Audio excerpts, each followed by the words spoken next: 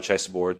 And for that, you have earned not only the respect of your people, but of millions across the globe who watch in quiet admiration. I speak to you as the head of a small Caribbean nation, one that has its own history of oppression, exploitation, and colonial entanglement.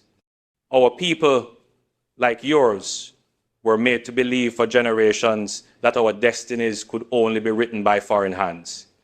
We were told to be grateful for crumbs while our labor, our lands, and our future enriched others.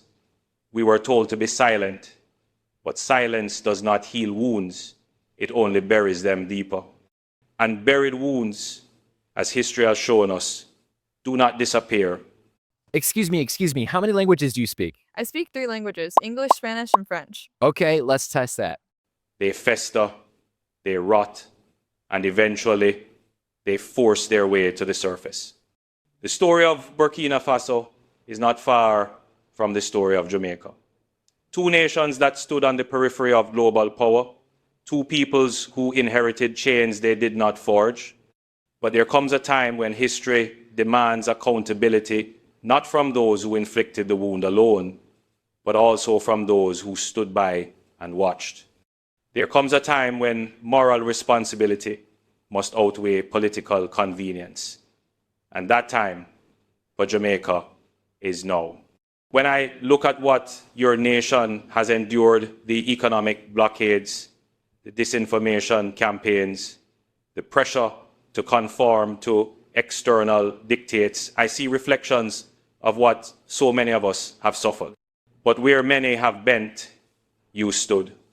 Where many whispered, you spoke. And where many retreated, you advanced.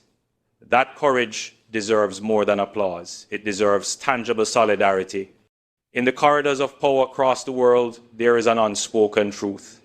Africa was never poor.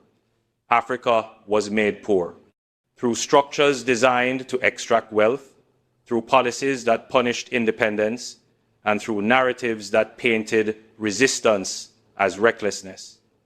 These structures did not exist in isolation.